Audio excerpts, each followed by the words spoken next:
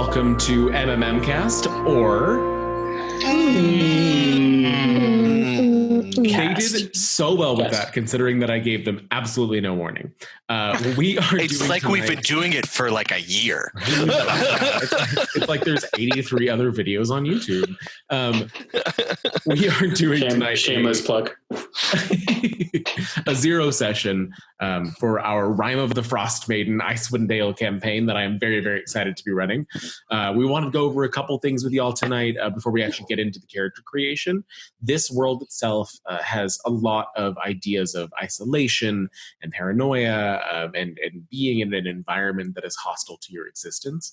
And part of that is this idea of character secrets, so that even the party working together can't fully trust one another because they'll never know everything that's happening around them. So that is something that Wizards of the Coast really interestingly built into this campaign and was a dynamic that I was really excited about.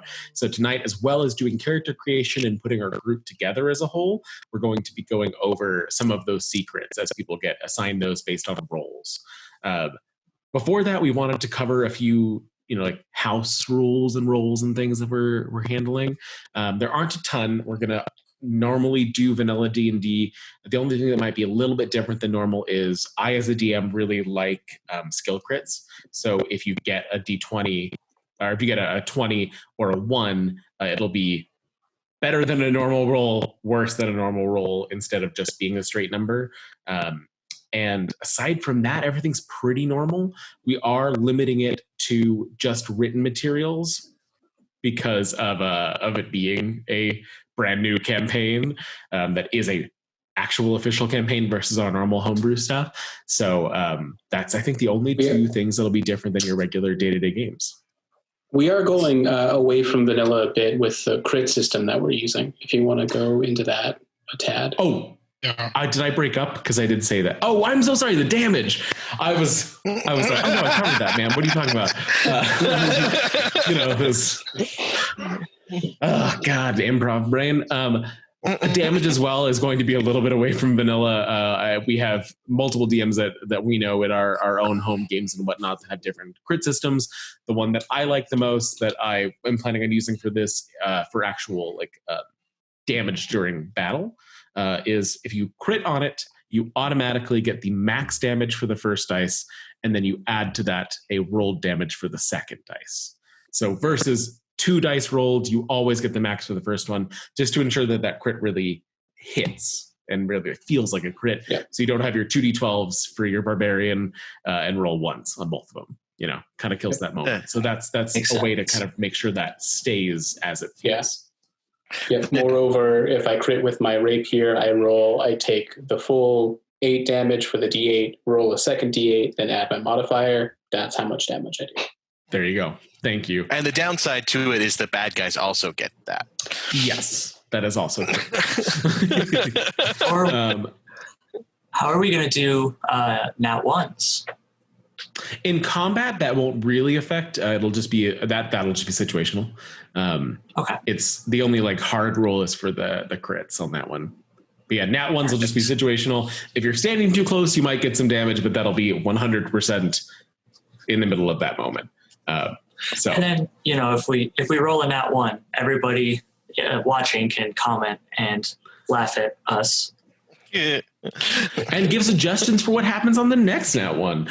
There we go. Up to and including decapitation. Just saying.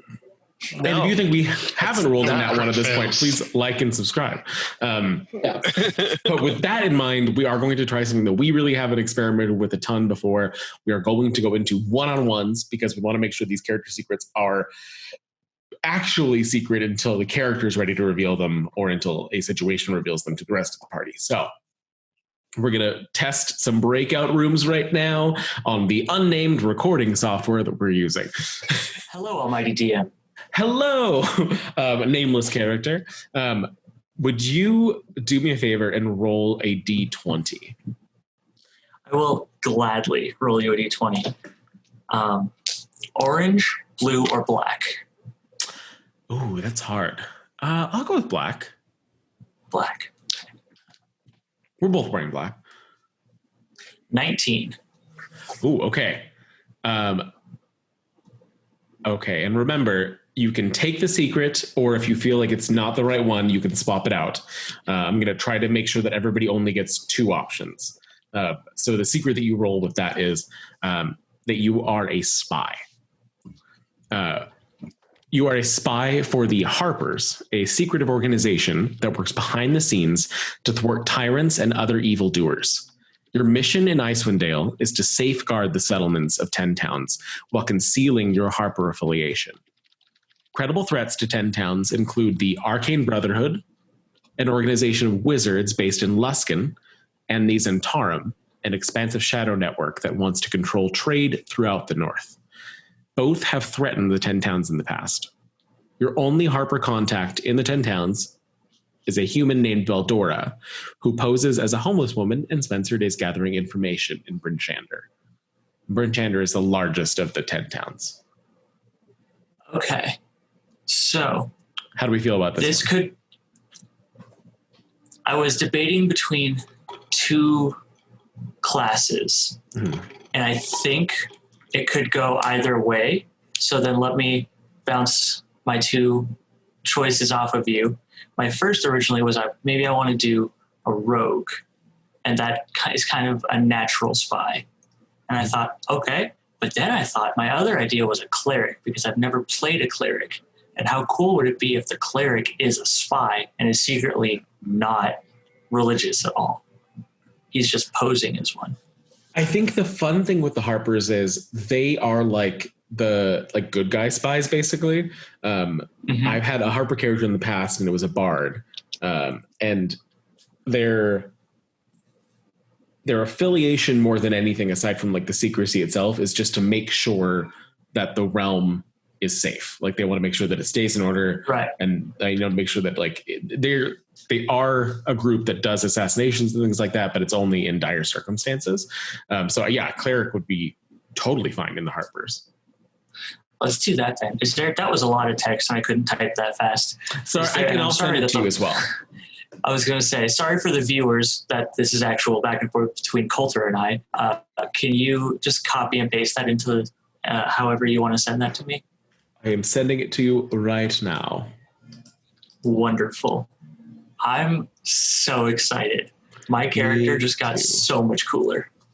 Harpers are my favorite. I'm really excited this backstory ended up working. So, yay. That was awesome. Okay. Hey, how's it going?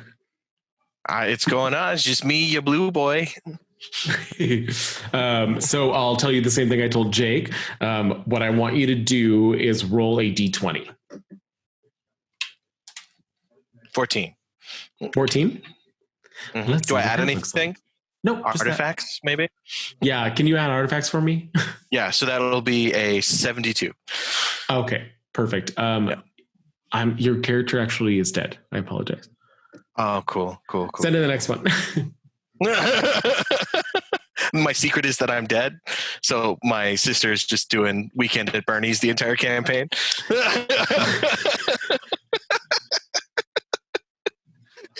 So I counted this just to make sure. And I have to tell you, your character is dead. Are you serious? Yes. What does that mean? That means that you have been reincarnated. Oh, okay. So that's my secret? Yes. So the way that this goes is you died and were brought back to life by a friendly human druid using the reincarnate spell. You have no idea what became of the druid, and you never got their name, but you retain all of the memories of your previous life, some or all of which was spent in Icewind Dale. You can roll. There's a table that I can give you that you can pick from. I think you guys kind of already have an idea of what your characters are, but I can give you some information. Like they have options for how you died and things like that. But we have go ahead. Oh, the way that they treated it was you can basically reverse roll the reincarnation spell to see what you were before. Or I figured your guys' backstory is you could actually be twins of different species now. So yeah, so because originally we were a tiefling and Aasimar twins, but that now just makes sense. Yeah, that if you were both so that makes one sense. or the other. Yeah. Mhm. Yeah. So your secret is that you were reincarnated. I'll send you the table now. I'll just screenshot it and shoot it over to you just so you can see what suggestions they have for how you died. But obviously, totally up to you. You don't have to use the table, but I will send that to you real quick. Okay. So you're dead. Yay! That Self-fulfilling prophecy. That was real funny. Hello. Hi. How are you? I am so good. How are you? Good. I am excited for you and Rio to have a conversation about his secret because I think that you probably will definitely find out what it was. But I imagine he's going to tell me. Cool. It directly affects you, so that works out. Oh no. Okay. Well then, yeah. Hopefully, I'll know it. Yes, this part's really fun. I'm not going to spoiler it for myself, like probably everybody else is. I'm gonna be surprised, so you'll get at least surprise for me. Thank you. I'm stoked about that. I'm hoping people like lay off because reading them on my own, I had so much fun finding out what each of them were and like seeing some of the little like pop-ups of the campaign. So I'm stoked for this. What we're doing for everybody is if you want to roll a D20 and that will determine. And then so far people have just taken the first one, but you don't have to take the first one. If you don't feel like it fits your character concept, we can roll again and see what the next one is as well. 7. Okay, let's see what we got here.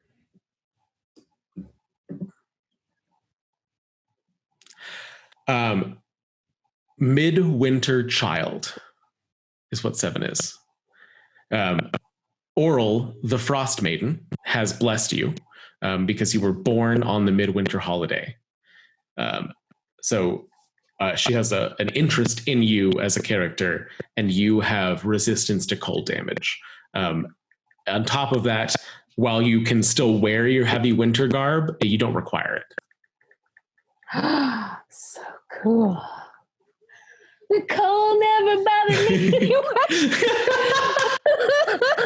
I am amazed after all this time that is the first Frozen joke we've made for this campaign, and it will not be the last. And I will always have been the first. Good for me. Okay, cool. So I'm sorry, what was the person's name? Aura? Auril, Auril. And she is the Frostmaiden. So she's blessed me some way. Well, that's a good one, I feel like, for me. Yeah. And that I'm also now that. means... So that's something... Okay. So that's something I would know going into this game about myself. I'm not like, it's not a secret to me. No, I know you would be aware of it. Okay. Because of how the cold affects you. But that also means that you and Rio were both born on the midwinter holiday if you're twins. Okay, but for some reason, he's not going to have this same thing. Mm-hmm. Okay. And that's okay. I think, yeah, okay. Yeah, I think I'm into it, yeah. I like that one. I'm happy that worked out. So far, there's a couple of these. There's a lot of really like fun secrets in both directions, but there's a few of them that they're not throwaways, but they're very light. So like they'll have an effect on the campaign, but they're not like I don't know, as consequential in my mind. And so far, everybody's gotten real consequential ones. So I'm excited for that. Now, can I build into my backstory like times where Oral has like, I don't know, talked to me, or is that too much? Like she wouldn't actually talk to me, or? I would say, and I might update this when I get deeper into the book. I would say at this point, you may have like seen her. It'd be like in a very like kind of shadowy way. I don't know if she would have spoken to you yet. Okay, and would there be someone like a magic guru or somebody who would say to me, like, see me and like tell me this? Like, how do I know that I have this Yeah. blessing, I guess. So if she hasn't come to talk to me, is it going to be, do you think it's common, or it's something that like a rare few have, like it's going to be more than one, right? More than just me.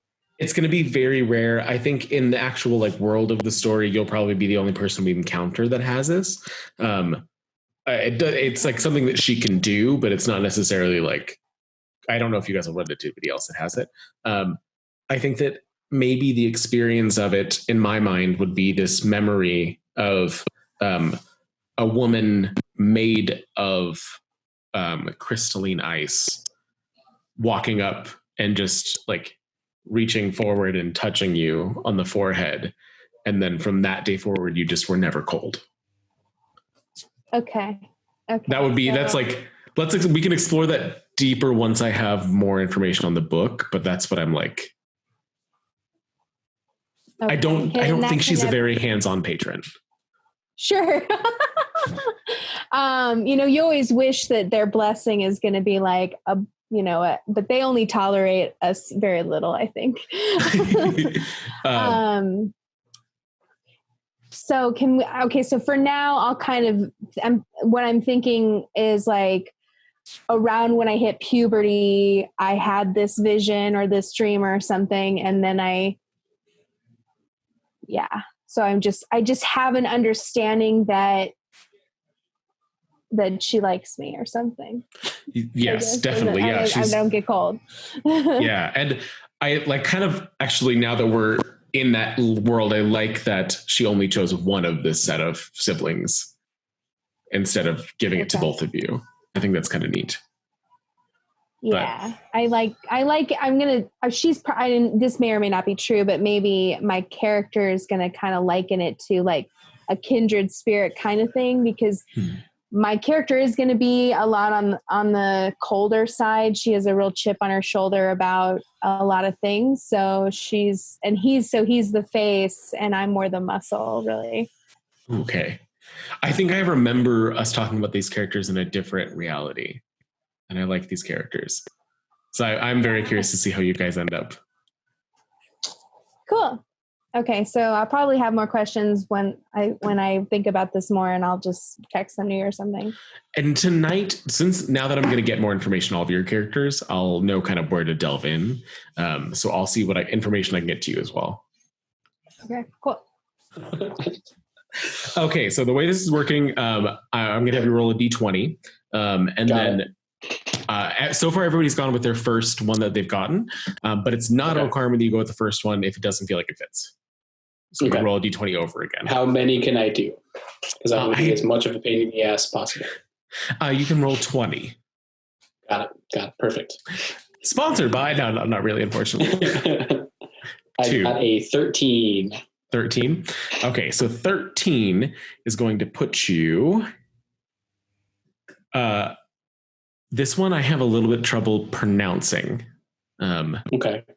But it's Reghed. So I believe it's like Rahed or Reged, but I will say Rahed. You are the Rahed heir. So the prereq for this is that you have to either be human, half elf, or half orc to have this one. And what does that mean, being the heir to Rahed? You are the offspring of Queen Bjornhild Solvigstatir. Okay. The leader of the Tiger tribe. Your mother cast you into the sea of moving ice when you were a young child as a sacrifice to Orl the Frostmaiden. A polar bear pulled you from the water, spared you from a freezing death, and the bear then turned into a Goliath who bore you safely to the 10 towns.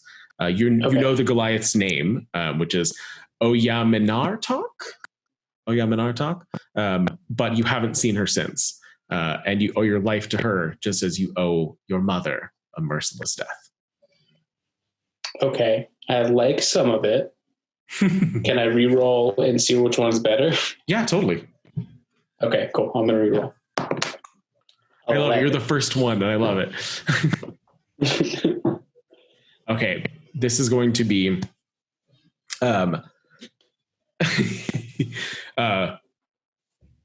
11. Sorry, one moment. That will be Owlbear Whisperer. Okay. So, owlbears are predisposed to like you. Mm-hmm. If you are within 10 feet of an owlbear, you can use an action to make a DC 10 Charisma animal handling check.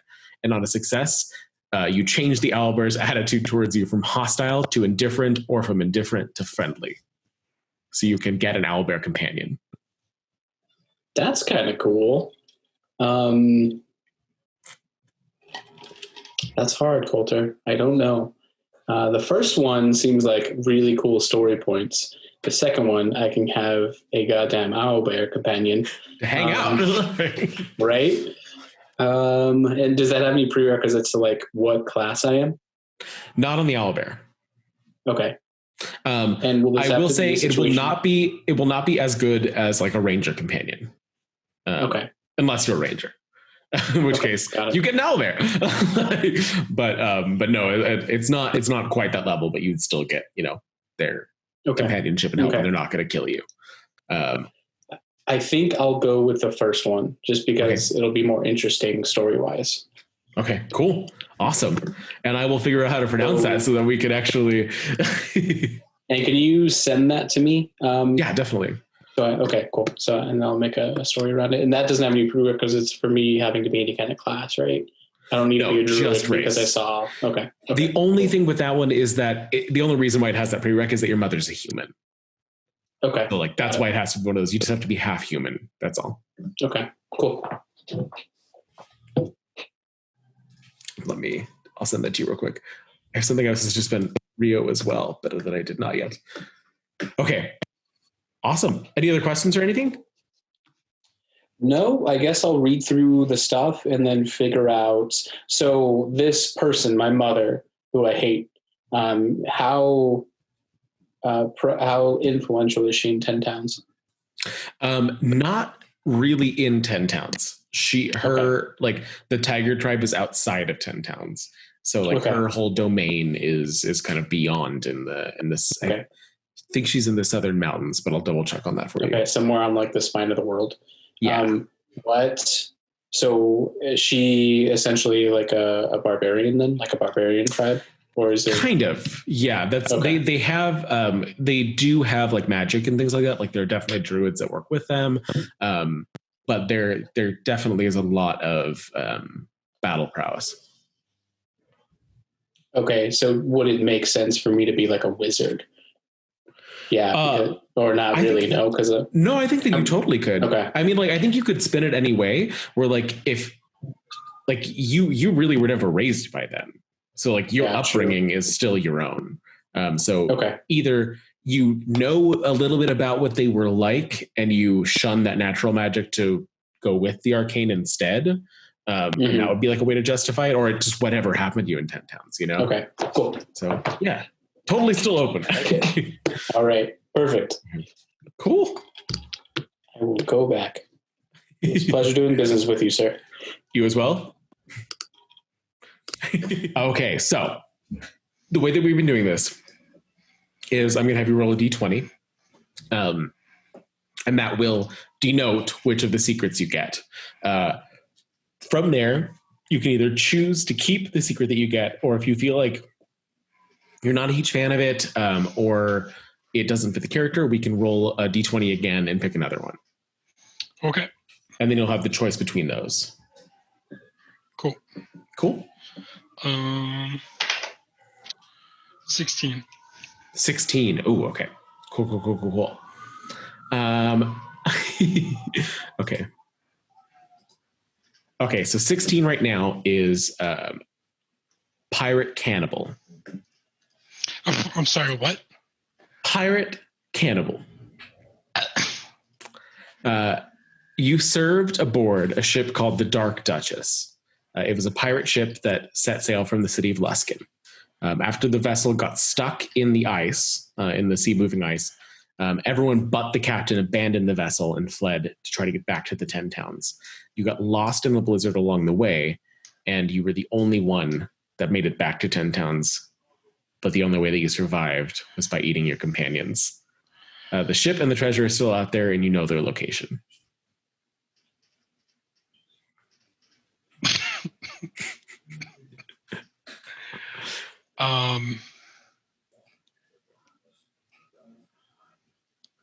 I don't know. I'm like kind of into it, but I'm like on the fence. We can roll again and just see what the second one is. Can I do that, and then can I go back if I like that one? Okay. Yeah, totally. That's what Mark did as well. Okay. Because like I could go with it, but I'm not it's a little heavy. It'd be fun. That's a 5. 5. Okay. Also a little dark, and you are about to get one of the big secrets of the whole campaign. Escaped prisoner. You were brought here from another world by spacefaring mind flayers. The ship in which you were imprisoned crashed in the mountains south of 10 Towns. After surviving the crash, you nearly froze to death crossing the tundra to reach 10 Towns. But some friendly trappers ended up finding you and taking you in, so you didn't perish. At this point, you fear that your captors may have also survived the crash and come looking for you.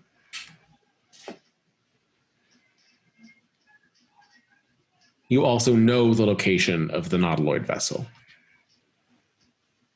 I feel like I kind of have to go with that one since I know now. I mean, so like it's funny. Both of those are actually like good plot points for the story. But yeah, that was the one we were talking earlier when I was like, I was going to just send you guys the secrets, and that's the one that I was like, nope, not sending this. Like whoever gets that one gets to know, and nobody else. So the irony is, I knew that there was like a spaceship in this game because there was like some like spoiler thing that I didn't realize had spoilers, and then they like showed a picture of like some artwork, and I was like, the Nautiloid. That's a spaceship. I was like, oh, we're going there. Okay. Yeah, I'll go with that one. Cool. Awesome. I will send you the actual text of it so you have that. Cool. Yeah, this one was a little bit lower like on the number list, so everybody kept rolling pretty high. It's like, oh, nobody's gonna hit it. And then you rolled a 5 and it's number 5. So that worked out well. What do I play for this though? The way that it gets talked about, and I'll send you some more information on like suggestions that they had, is that there's like trauma of not fully remembering your life before imprisonment. So it would be up to you within a reasonable length of how long you're in 10 Towns. So like you could have had enough time there to like establish a life and like still have a character in 10 Towns beyond what happened. Or you could have just showed up. Either way. More like what like class do I play as a escaped prisoner? Oh, well, and that's pretty open too, because you could kind of be anybody. Like they just take whoever the heck they want. Yeah. So. Okay. The other thing with this, and this is also up to you, is you could actually be from another plane of existence. So like you could be a halfling, but from another planet, or like instead of being a high elf, you're a sun elf, because they don't call them sun elves where you're from, like that kind of thing. Like they have a little bit of a blurb of what you could do if you wanted something that was more of a generic realms versus specific to Faerun. But you could also be from Faerun. Like that's not like a requirement anyway. It won't like affect what happens. Word. Okay, I'll keep that in mind. I just got to figure out what I'm going to do now, because I literally have no idea. I am super curious, and it cracks me up because I was talking to Rio a little bit earlier today, and he was saying that he felt that he had he was locked by having so many choices, but he was just going to wait to go last. And then he and Helena were the first two to get their stuff. Yeah, no, they're set. So like, and both of their secrets that they rolled actually worked super well for what they were doing. That's good. So that was, inadvertently, that was very helpful. Nice. But all right, I'm gonna see about popping back over. We'll both go back to the main room now. Okay, so we're gonna leave. I wanted to tell you guys a couple of the secrets that nobody rolled.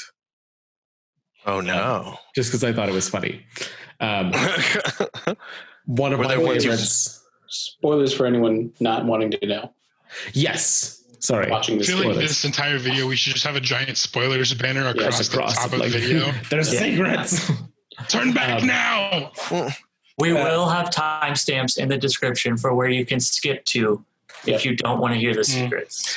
Okay, so I'm going to stop everybody right Remember here that because the whole thing is we're running the module Rime of the Frostmaiden, so it's inherent that there will be spoilers for Rime of the Frostmaiden. But we can definitely do the like skip the secrets, go to the character creation part. Okay, so two that I will tell you guys that I thought were funny and that I enjoyed that nobody rolled were Drizzt fan. And that secret is, I once met the famous Drow Ranger Drizzt. In fact, I have a tattered piece of his famous green cloak and would never think to part with it. That's so the whole funny. secret. That one is particularly funny because Mark was like making a joke about playing Drizzt. Yep. I was like, guys, I have an idea. I'm going to be a ranger. I'm going to use 2 weapons. I'm going to have a panther companion. I'm going to be a drow. Does that sound good? Second one that I loved was the littlest Yeti. I was raised by a Yeti. Although I relied on my ferocious guardians for food and warmth and never quite adapted to the cold, I speak Yeti and have an advantage on charisma checks made to influence Yeti or improve their attitudes. That's amazing. I didn't know some of the secrets came with.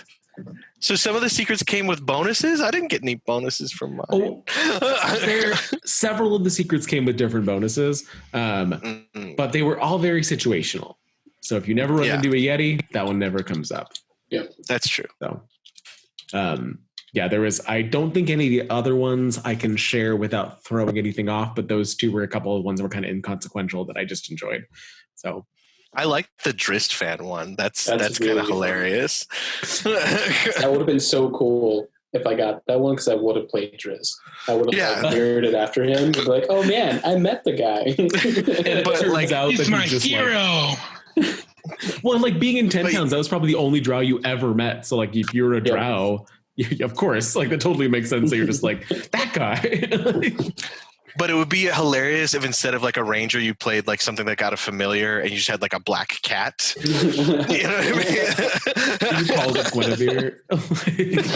Yes. He's like, where's the tentacles? Guinevere didn't have tentacles. There are no tentacles. I still always see her as a displacer beast and they can't break it. I remember when we first talked about that, you were like, but wait, she's not? She's a displacer beast. And I was like, she's a fucking panther. Like, it blatantly says panther. You were not having it. You were... She teleports. You were convinced I was... She teleports. Okay, anyways. Enough spspoilers. Let's talk about characters. Like, what is everybody thinking? What do we want to do as far as... Do you have questions? First, before we go on, do we want to go through if we're doing standard array, point buy, or rolling? Let's have that discussion. My immediate preference would be you guys get the choice between standard array and point buy. Okay. With doing... for pre-written, I like the concept of that. I'm not opposed to rolling entirely, but I think I like that better. Okay. So standard point buy. I kind of liked that one that Hank posted on the Menagerie Bar and Grill. That one was kind of fun. The tic-tac-toe one? Yeah. Or the bingo one? Yeah. Because that wouldn't take several hours. Yeah, that would take some math time. It doesn't take that long. I did it in like 10 minutes. Because we don't have to do like the actual character building on camera, right? Just like the conceptualize and the 0 session stuff, right? I guess we can cut like the middle. We can do like the secret conversation and then cut the middle section and then come back at the end. I would. Well, because I know, because I just know that Helena is probably going to want to like ruminate more on the specifics. It's going to take me a long time.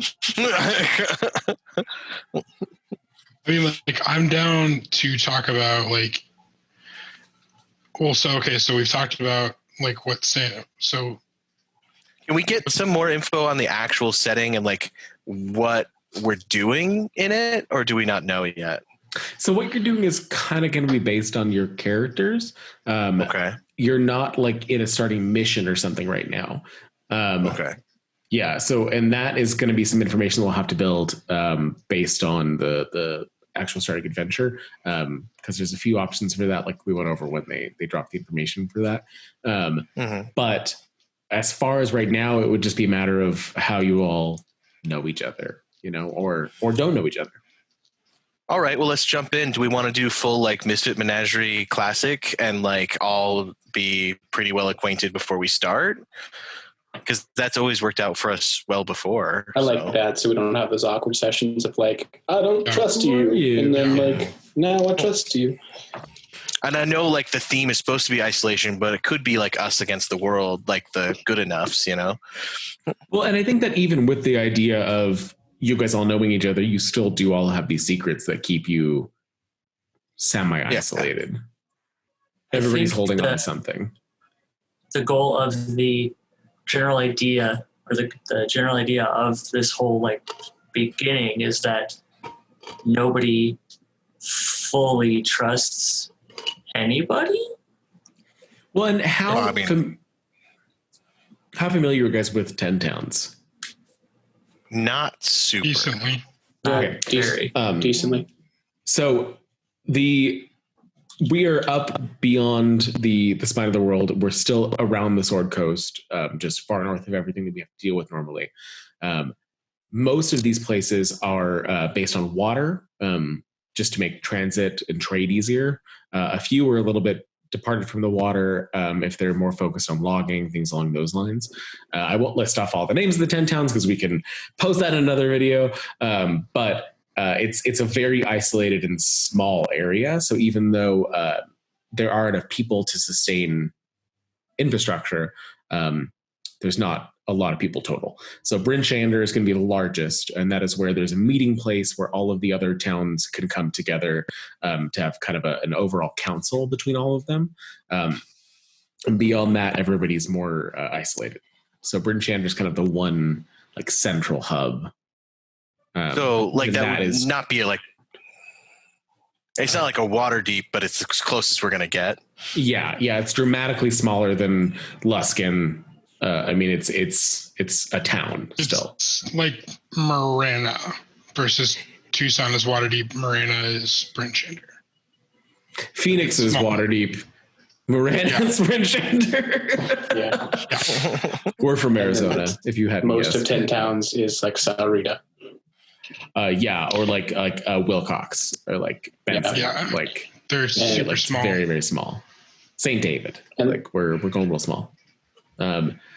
And is it like most people who come out here either like were born here or are trying to get away from something? Yeah, 100%.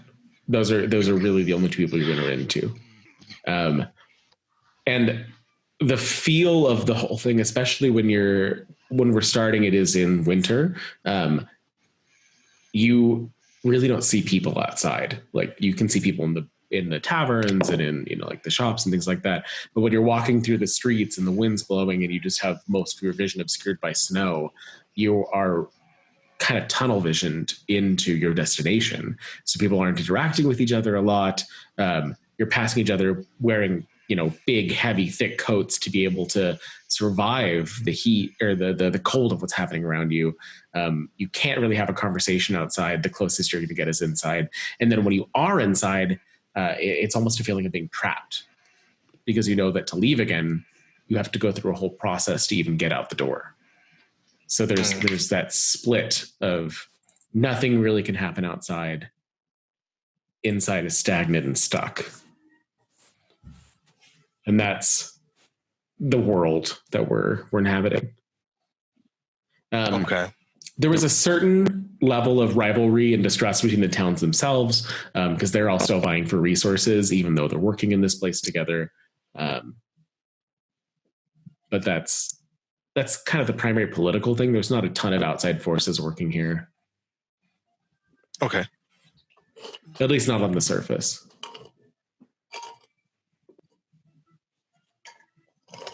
Okay. So for our characters, we're assuming that we've known each other for a while. This isn't going to be our first time kind of interacting with each other. Ain't our first rodeo. It's in our first rodeo, son. Do we want to maybe decide on races first and kind of go from there, races and classes? Yeah. Okay. That's a good idea. I know that Rio and Helena kind of already have it, so if you want to take it away. So we're kind of like resurrecting like an old pair that we played in like a homebrew that only got like 2 sessions like an eon ago. Obviously heavily altered because it was a homebrew world and this one is different. But did you decide on the name yet, Helena, or no? No. Well, we're a pair of twins, one Azamar, one Tiefling. I'm going to be playing a warlock, and while Coulter was out of the room, I decided on being a hexblade instead of a celestial. And then Helena, you can talk about yours. She's going to be a fighter. I have not narrowed it down further than that. Luckily, we don't actually have to pick an archetype until level 3, and I don't think we're starting at level 3, so you don't have to pick that yet. Oh, good. Are we starting level 1? I believe so. I'll double check, but yeah, I believe so. Okay. As I was going through and like trying to find all these things, that was not even where my brain hit. So we'll go back. When you're looking at limited pre-release material and like trying your best. But she is an Aasimar fighter, correct? No, she's I'm the tiefling. Okay, you're the tiefling. He's the Aasimar. Okay. Mm-hmm. Cool. And we're thinking we grew up.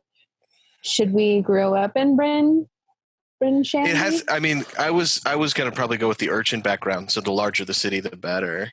That's the biggest one. Okay. If you don't want to grow up in Bryn Shander, I think Luskin's the closest city. So like that's kind of like so we could have. Baldur's Gate's a little bit below Luskin. Waterdeep. So we could be from Luskin and then have moved up to 10 towns. Totally. I'm okay. Okay. Or you could be from Bryn Shander. I'm not trying to sway you guys. Sorry, I'm trying to give you all of your options. I think my character is going to like this area, so I'm okay with us either having grown up here or us having relocated here and me liking it. Is all that's what I wanted to do. It could have been that we moved up here when we started coming of age and like we were street kids in Luskin. You know what I mean? Okay. I like that because that like way, a pirate town. Yeah, that makes a lot of sense for the kind of characters they are. So, Skills.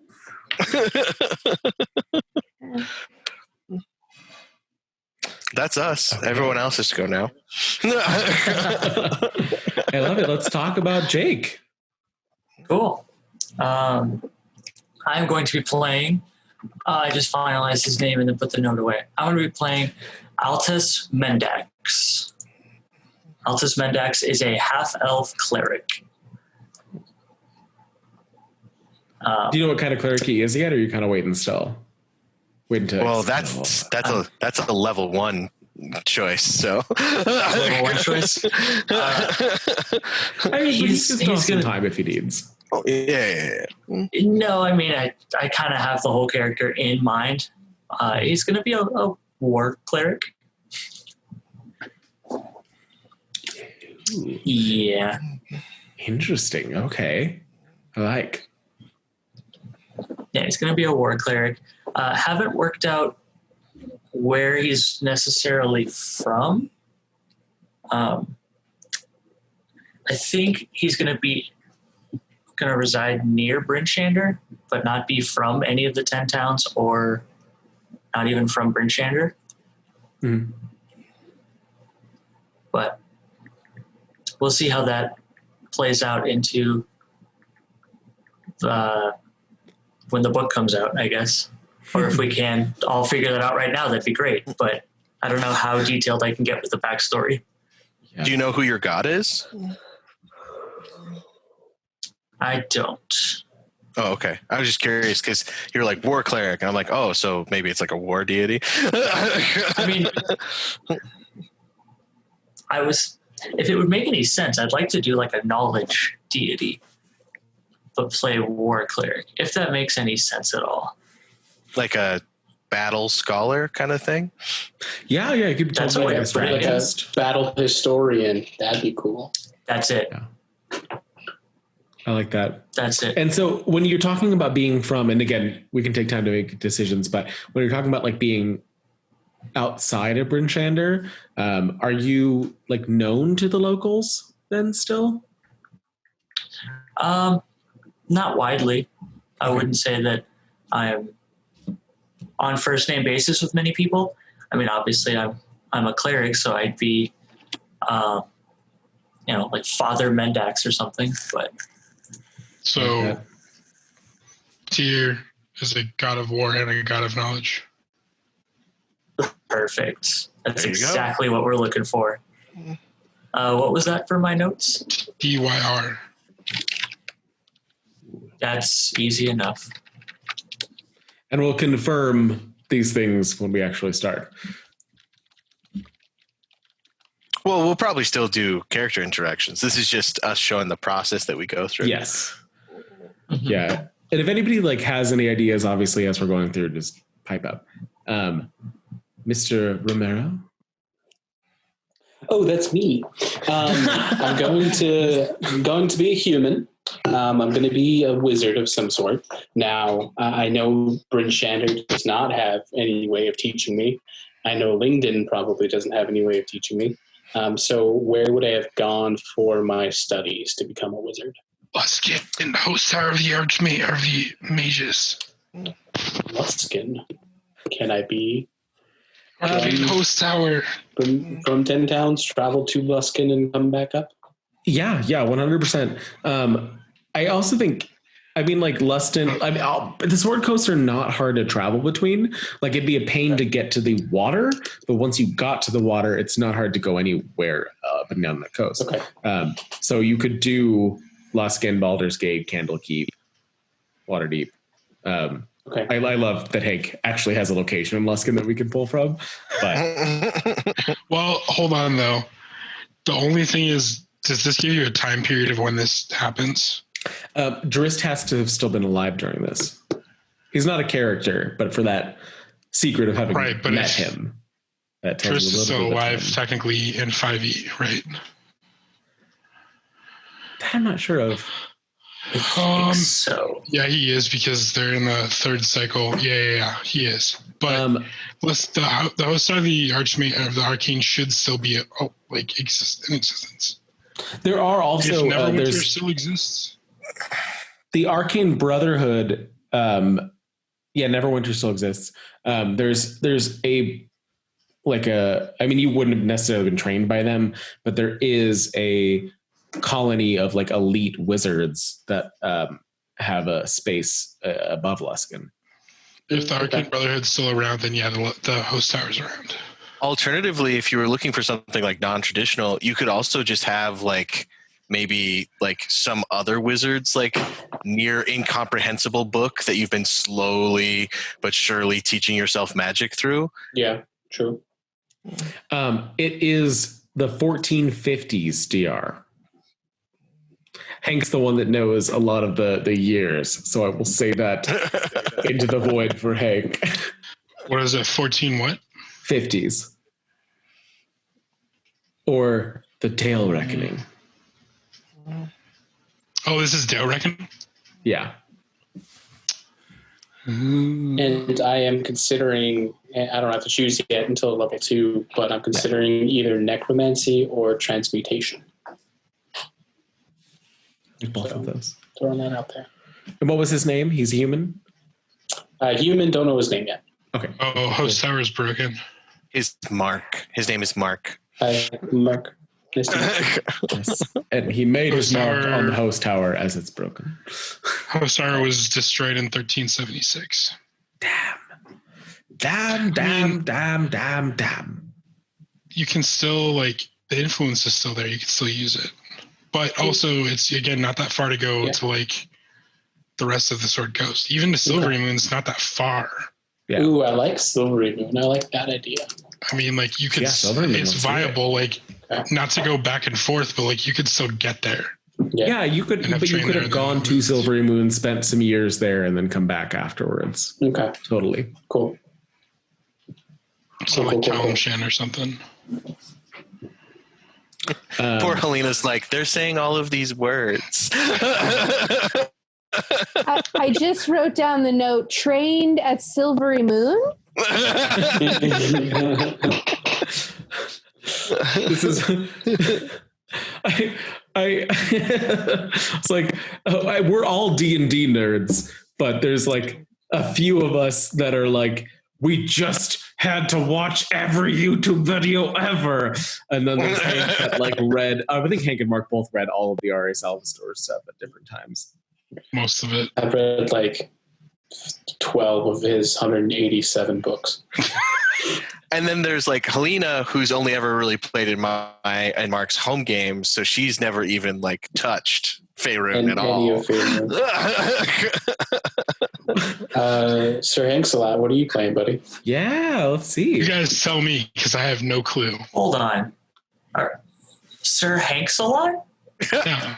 You never heard me call him that before? I've never heard Mark refer to What's his Hank name? as Sir Hanks-a-Lot. That's his name, Because 100%. Get out Hank of your is always bingo. in character. Get out of your bingo because there's a bunch of apparently. I mean, like maybe Sir Dash-a-Lot, but Sir Dash-a-Lot. It's not a bad one.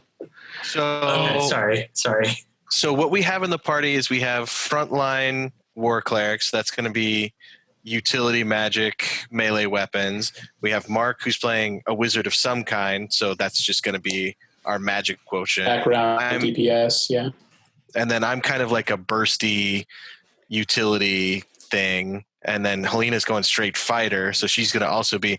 So, hey, Dash. Yeah, I got pigeonholed again. Here's the whole Unless deal, you though. want to play a caster, then I wouldn't mind switching over. Well, So and if you want to change with fighter, because I am also open to being a rogue, more of a rogue character. And I will also say you guys Fine. don't have to get pigeonholed into the classic party structure. Like, No, for sure, so for sure. flexible that you don't really have to. If we don't have one of those roles of whatever, then you got options. Screw it, be a caster. Be a caster with me on the back line. All right, Glass let's try cannon. it. I've played a full caster once, and that was for that Qualish. It would be really hilarious if you played a sorcerer and then there's like this human who studied in Silvery Moon and he's like desperately trying to like master the weave as it fluctuates and you're just like, yeah, I just snap my fingers and shit happens. Yeah, Just made Okay. fun of a goblin and his head shit just exploded. happens. Okay. Oh, Hank, why can our characters never get along? Dude, for real. Well, okay, hold on. Ebenezer and Tarek kind of That's get true. along. But that's not like a I'm stream game. also though. like completely scared of you though. So Let's ask this. Hank, what do you want to play? Owen and Clay Yeah. get along. I actually like a caster sounds fun because I've never like fully played one before. Okay. So caster sounds good. And I think, I mean, and Helena, you already know this, I mean, but like if you do want to go rogue instead of fighter, feel free. Like, don't. might. Either of those will be I great. think I like it. Yeah, I think I will do rogue. Easy. Okay. So, and Hank, you said caster, but do you like the sorcerer or do you think of a different kind of caster? I'm thinking sorcerer because then I've done partial warlock before. The other one I did was a wizard, so I've never done sorcerer. So Wild mage, wild mage, wild mage, wild mage, wild mage. wild mage. Oh, so Hank, we're going to go with dragon-blooded sorcerer? Is that it? I don't know. There's so many. There's Celestial divine, sorcerer? there's shadow, there's Fire stone soul sorcery. thing? So wild mage is just so fun because every time you cast a spell, there's a chance of something going horribly awry. And you love the Wand of Wonder so much, and it's basically. I know, that's what I'm thinking. Yeah. No, literally, well, my first thought was like Wild Mage, Wand of Wonder. I'm just saying because Wild Mage Sorcerer is basically Wand of Wonder, but as a class. What happens when something goes horribly wrong in the snow, in the blistering cold? I mean, like horribly wrong, like he might turn himself into a goat or something temporarily, like A mountain goat. I know. I'm just trying to think. How is this book gonna punish us for that? Just eat the goat. It's fine. I mean, it's a base level class, so it's kind of like balanced in such a way where it shouldn't affect the story too much. Okay, Rook, go back to, and that's to Coulter. Coulter, you're not Rook, you're Gimbal. That's a separate campaign. Don't eat things.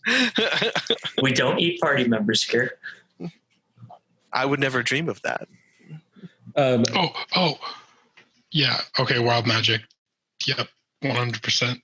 Did you see the reroll in people's 20s? No, I realized that with my secret, Wild Magic is like a perfect fit. Boom. So not only do you annoy the wizard, but you also make things go horribly wrong because you don't pay attention really to what you're understand doing. what you're doing. Yeah. And with that, we have Mark and Hank's entire interaction. You don't really know what you're doing. Let me just. But no, So- I can do it. Now, I think the next question is, we know generally, not all the names, but we know generally who each character is.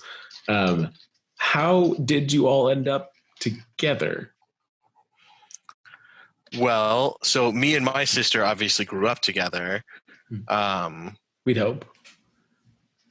And if you're going rogue, Kalina, I'll probably go with a charlatan background as opposed to an urchin background. Well, why does that have to change things for you? Oh, because urchin just gives sleight of hand and stealth. And so if we want to diversify, Oh, that's what I'm saying. It's no big deal. I didn't know that. You claimed that already, so I won't didn't. change. I didn't claim You it. said you were going to do the urchin thing. I just Yeah. didn't know what that meant. No, but I think I'll just I think in the beginning you guys were both going to be urchins, I thought. So Well, That's I what mean, it's out. either that or like it just made most sense with like a heavy armor and you being a fighter that I would be the stealthy. But if you go rogue, it makes more sense for you to take that role. That's what I'm saying. I'm not upset about it. I'm just saying she's got the charlatan. sneaks. Yeah, charlatan gets me persuasion, which works better for my character anyway, because that's not Okay. something warlocks get natively. So I have to kind of get it for my background regardless. So Okay. Cool. But you guys didn't grow up in 10 towns, right? we grew up in the streets of Luskin. Okay. Cool. Okay. Do we have anybody else that has a Luskin background that wants to tie in with them earlier? Well, so I am going Hexblade. So I was thinking I probably, because like if we go with the Hexblade as it is in Xanathar's Guide, that means I have one of the Black Razors. And I don't know if you want to do that or not. Like, I don't know how you want to do it, but like I get my powers from this like literal like piece of the Shadowfell that is my sword. So I can see myself definitely going after Mark's character, be like, okay, so I pulled this magic sword out of the snow one day and now I can shoot stuff out of my hands. Can you teach me how to do that? So I kind of want to be Mark's apprentice. Okay. That's kind of fun. Yeah. Okay, so there's a bit of an age difference there. Yeah, because I think I'd be older having like traveled to Silver and Moon and back. Because I would have to be like, because I think I grew up in Bryn Shander, and then at a certain age I traveled down away from 10 towns to see if I can study magic, and then came back for a specific reason. And then I was maybe the only like classically trained wizard in Bryn Shander, so that's why That's why Rio sought me out. Do you have to go through Luskin to get to Bryn Shander from Silvery Moon? You don't have to. I think Silver Moon's the other, like Luskin's on the coast and then Silver Moon's a little bit in. Yeah, it's farther in. Because that would be funny if we like followed you to Bryn Shander from Luskin. From Luskin. Maybe like, that'd be interesting. Or I mean, we could be, so anywhere between Silvery Moon and Bryn Shander, we could be from that town because our story isn't super any streets Stuck on are one the thing, same. Yeah. The pirate. We can be But pirates pirates. anywhere. We're on the Sword Coast. The first time in my life, I'm looking up a Faerun map. I know that's what I was looking at too. I was like, where And, are they? If you Yeah, go because to the Neverwinter Media and Luster are Wizards, both there. If you're looking at when the Wizards release, you're looking up in the middle by Spine of the World for Sea Moving Ice. That's Icewind Dale. Luskin's a little bit below that. Then. Yeah, I love you guys being from Luskin where you're like right close like that. Yeah. Yeah. Well, Yeah, it The looks Silver like Moon is like in the middle Silver of the Moon's- continent, towards the top. because from what I see, Luskin has the only road that leads to Icewind Dale, so it would make sense you would go through Luskin. I mean, I guess if you take Silver Moon, it would depend on where you went, I guess. You could be from like Neverwinter. Well, my sister wants to be a pirate, so we're from Luskin. And so No, I'm saying. I thought we were talking like Mark. well, he already Well, said he Mark's- wanted to be from Silvery Moon. He's from Bryn-Shander. Sorry, I had another game where we were playing the Storm King's Thunder, and we mispronounced Bryn-Shadar, and it like stuck. So now every time that I say Bryn-Shander, I'm like, Bryn-Shander.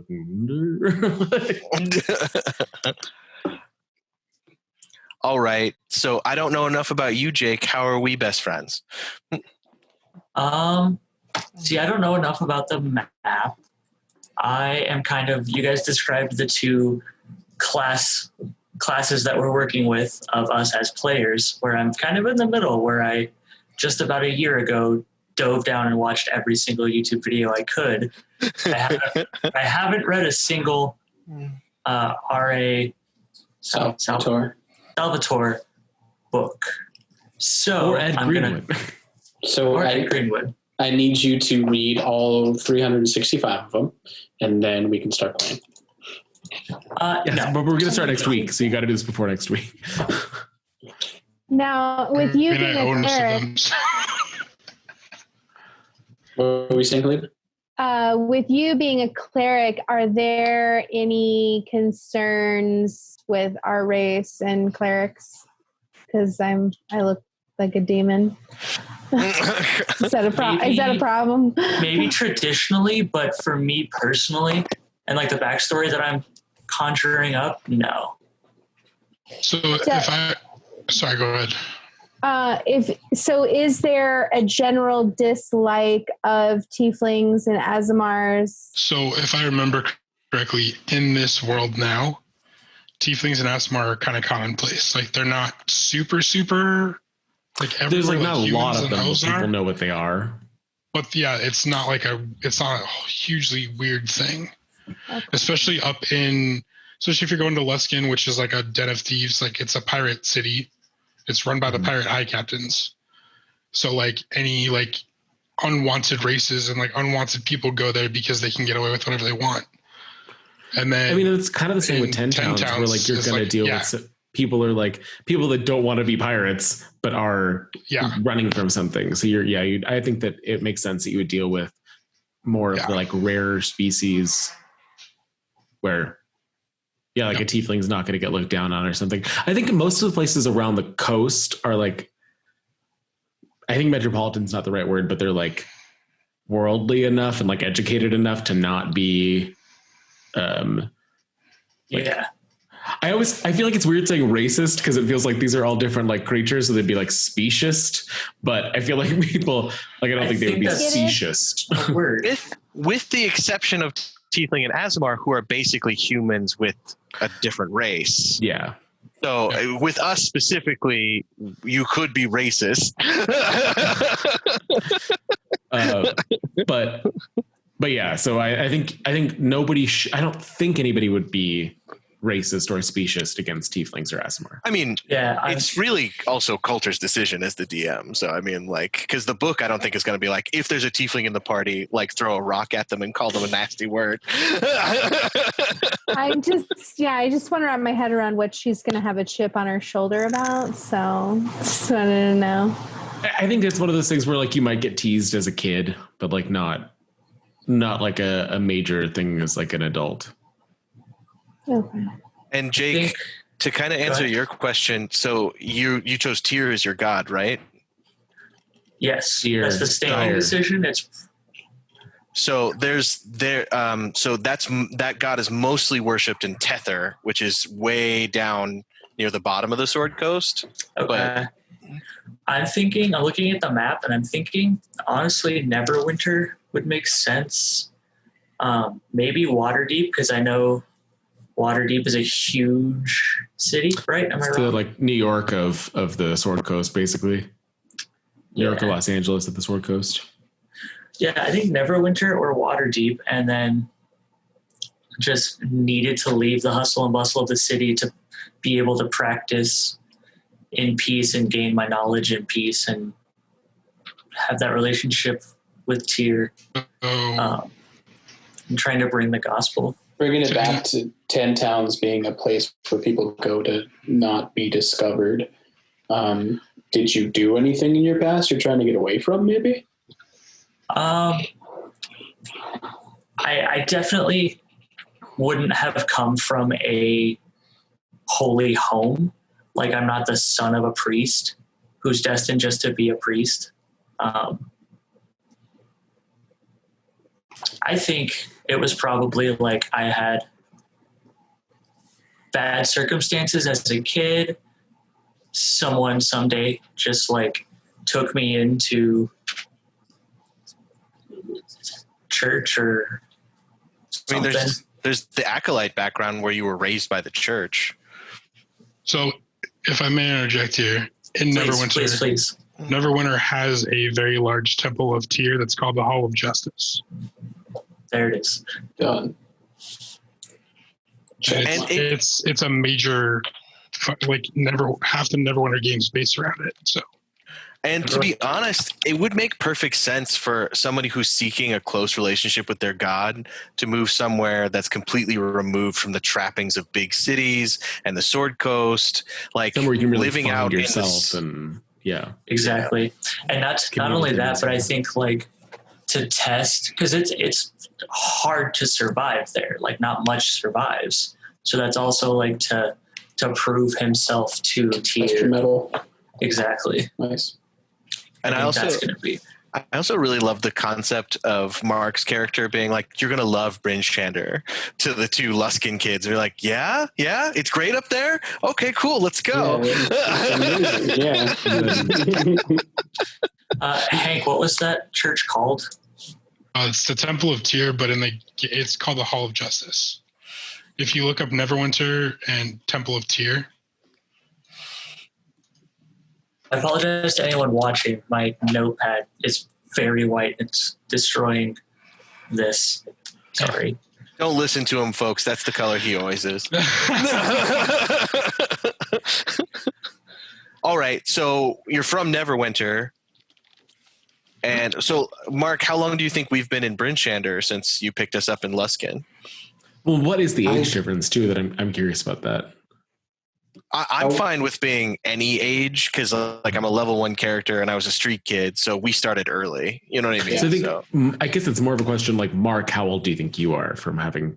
Yeah, I think it's weird that going to Silvery Moon to learn magic, I'm still a level 1 person. Yeah. So I kind of want to be on the younger end of the scale, but not like too young.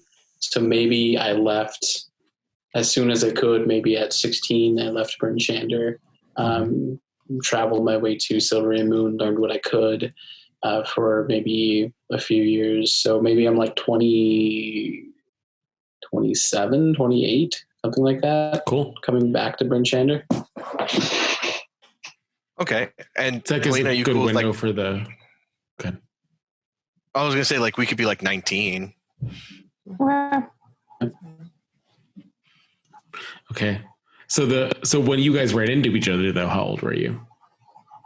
Mark's 27. That's what I'm saying. How long have we been back in Bryn-Shander? Yeah. Is this a situation where like maybe I'm just getting back to Bryn? No, because then we'd have to like meet everybody else. So maybe we've been in Bryn-Shander for like a year.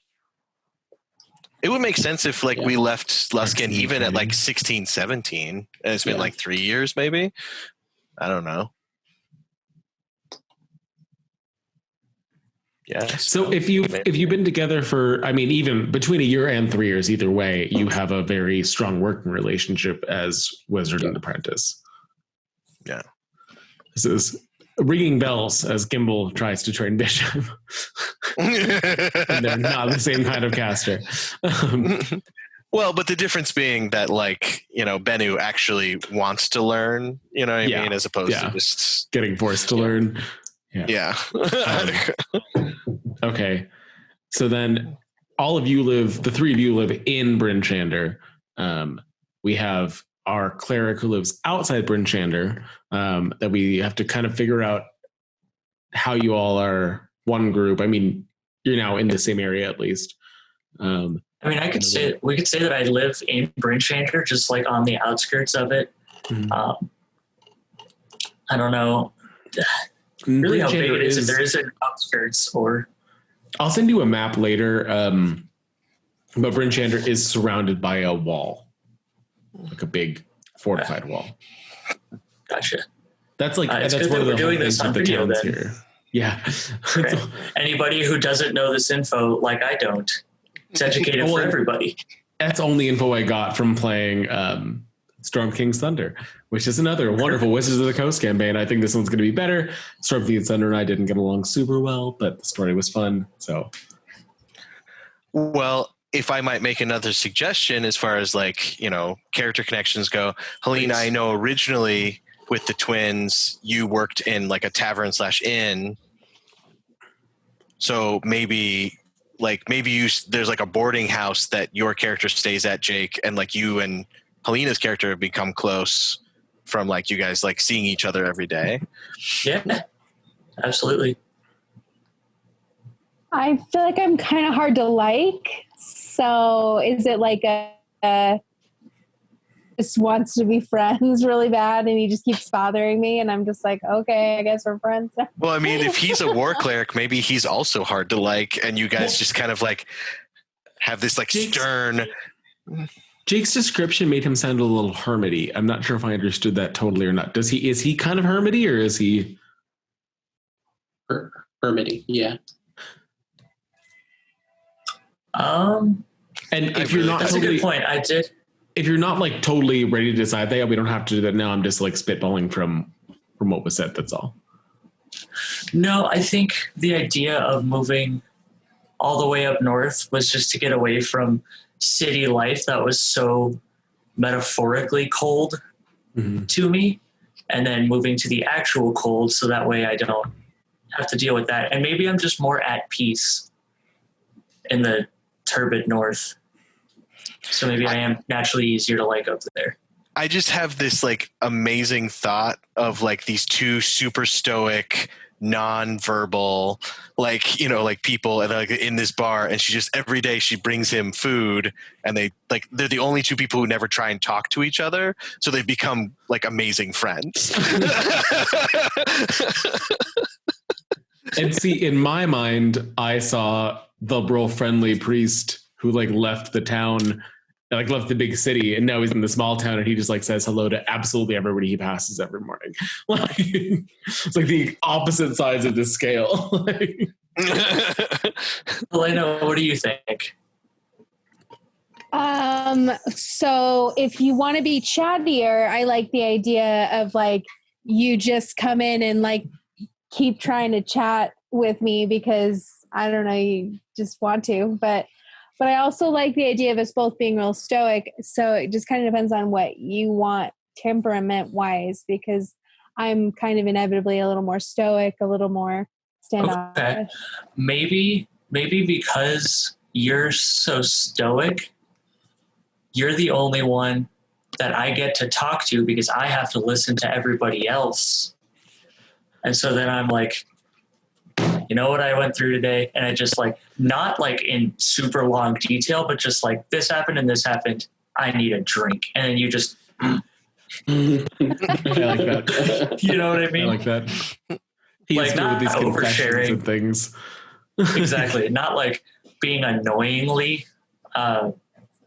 conversive, but acknowledging that you're someone that I can give a 1-2 to, and then that's the extent of our friendship.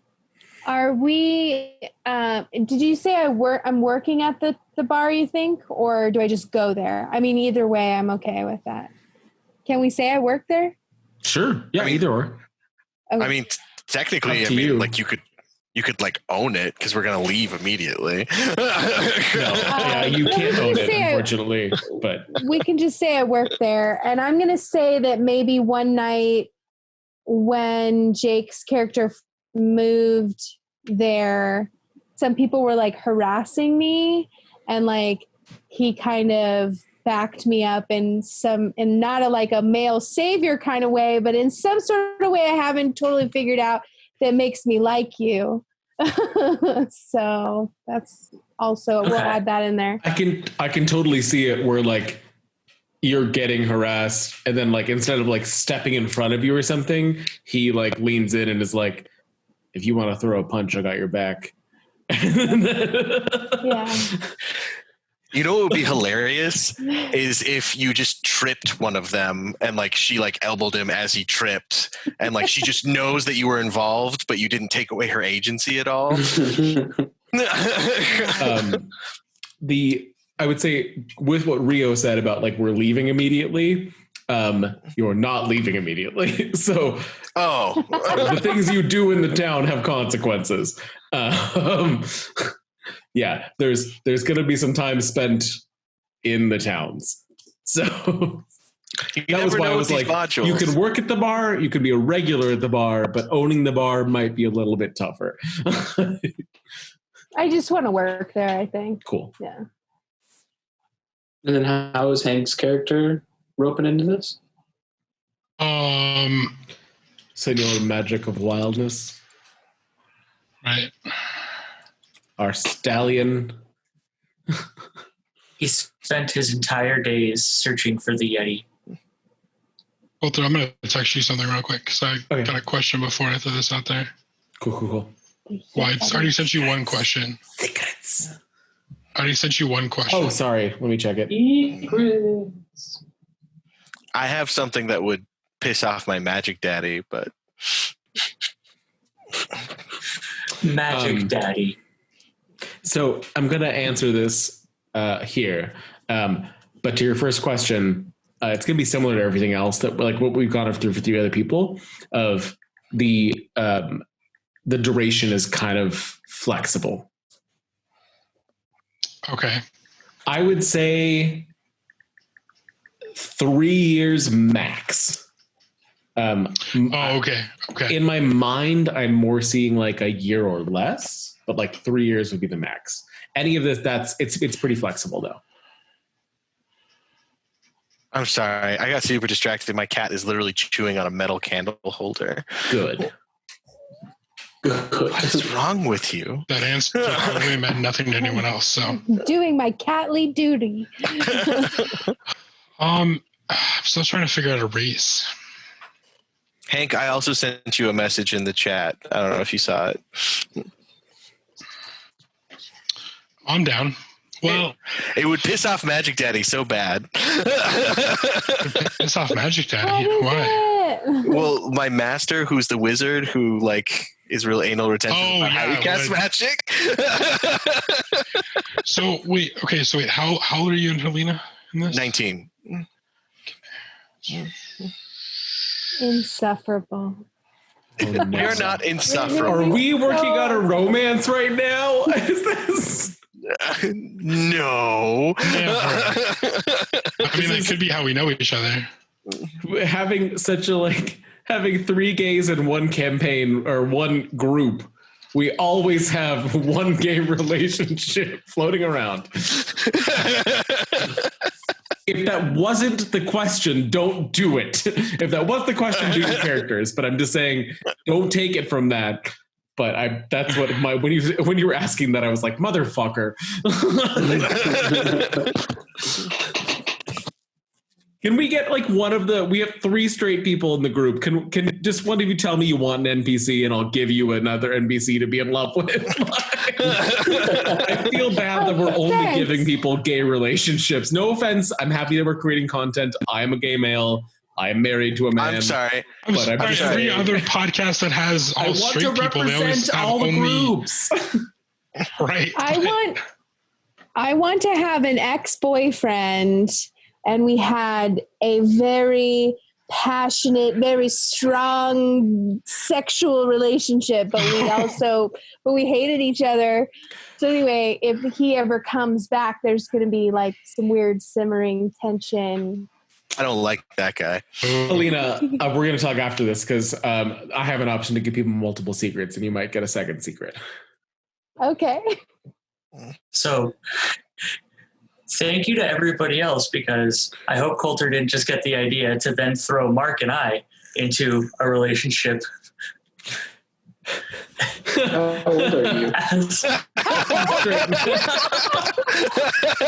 The only 2 straight men in the group. Is the only gay relationship. One's married, the other's engaged. It's fine. Don't worry about it.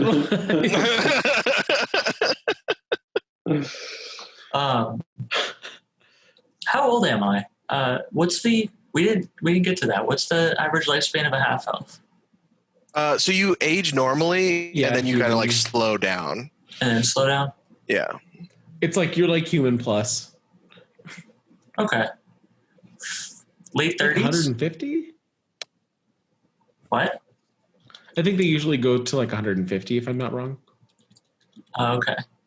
Late 30s, early 40s probably. Totally fits. Long enough to have had enough of a life and then be like finding out his chosen life path.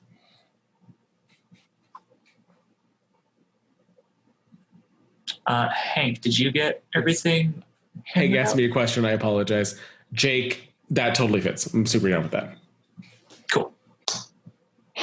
Yeah. So my sister is hanging out with some old dude all day. It makes me think of, he's not that old, but it makes me think of Iroh. Like, it's just like Iroh and Suki hanging out at the... Do not make those connections in everyone hears brain and then anyone watching, because now I'm going to be pigeonholed into that. Like, no, look, you don't have to be. You don't have to be White Lotus or anything. All right. I'm gonna be a Yanti. A Yuanti? Really? In the Arctic? Aren't you Auntie. cold-blooded? Yes, I am. Oh. How are you going to stay warm? Don't worry about it. Magic. How's that spelled? It's Yuanti. Yanti. Well, YUAN-TI. Yeah, technically. But you're like a pureblood, right? Yeah. Okay. Like you're not like. Oh no, I'm an abomination. Yeah. Because I might read that every morning. I would rethink my text message to you if that was. Yeah, I know you would. We got the lizard people. I know you would, you bastard.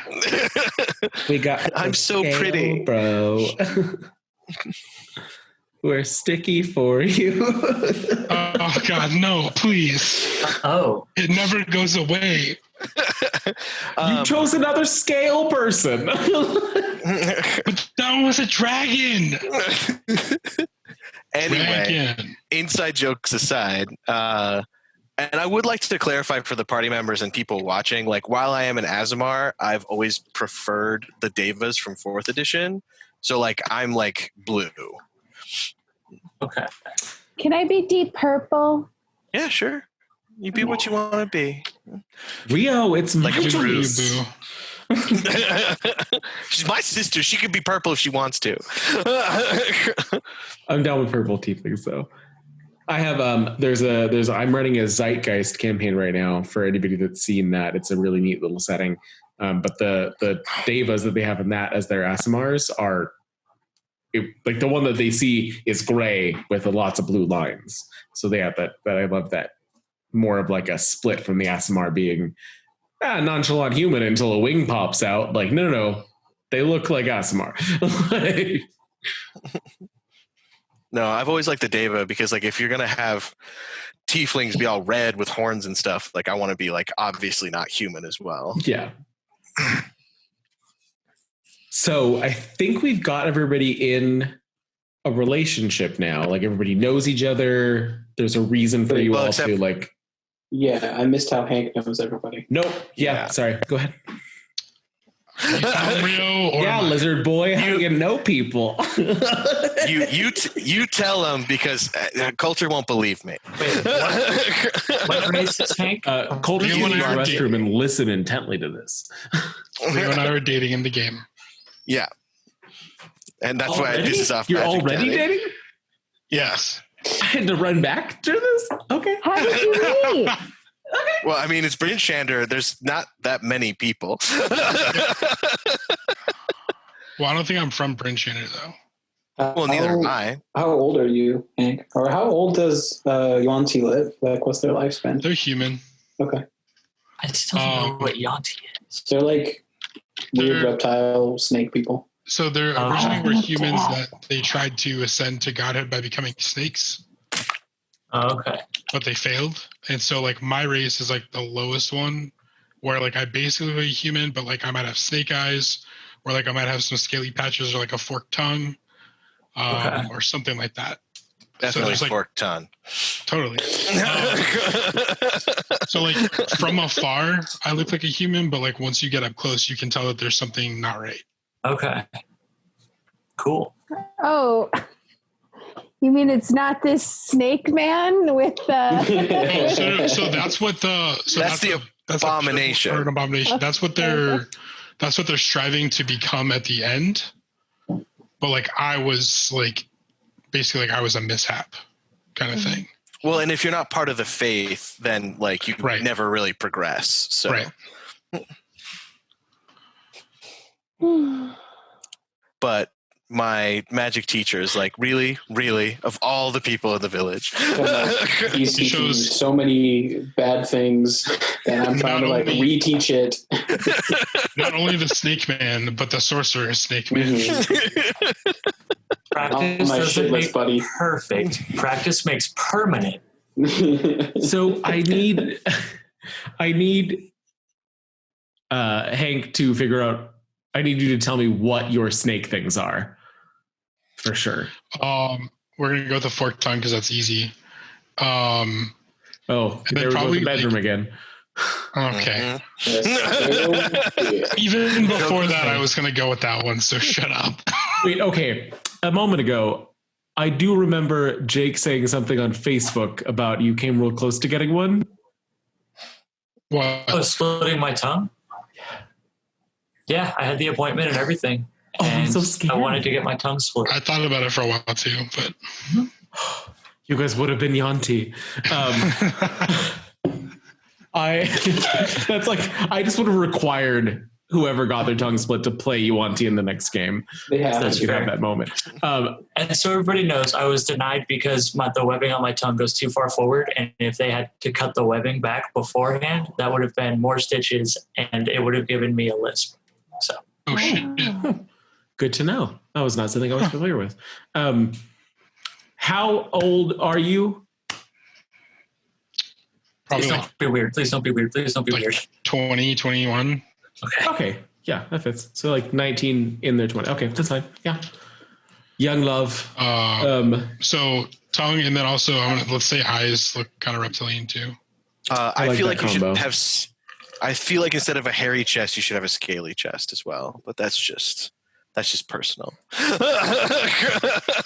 Do your eyelids? Do you blink like this way? That's what I'm thinking. Yeah, I blink sideways. I love that. I don't know why. What is that called? Snake. We have some snake folks in the Gotta have a group. name. It's a double eyelid. There's a name for it, but it's because they have two. I have a whole snake. Oh, sorry. I was splitting the group into like like straight people and gay people, and now I'm like looking at like where the snake people were, and I feel like it's me, Mark, and Helena that are not the directly snake people, and then Jake, Rio, and Hank are all like, I'm not you have a into scaly snakes, chest. but like I like a scaly chest. I like a scaly chest. I want this character to be as far from Rook as possible, so he's like really into the reptilian thing. I somehow feel, what's the word? Don't fetishize your lover. Yeah, there we go. I feel like I'm being a little fetishized here. Well, that's all. That was what it was at first, but we've grown past that. Oh, have we? Yeah, We're into We're that. both more woke now. yeah. I mean, I'm a glowing blue guy, so I mean, like, there must have been some So- fetishism going on there. So, forgive me for forgetting this, though. How long have you guys been in 10 Towns? 3 years. Okay, you have. Okay. Coulter, how long have I been there?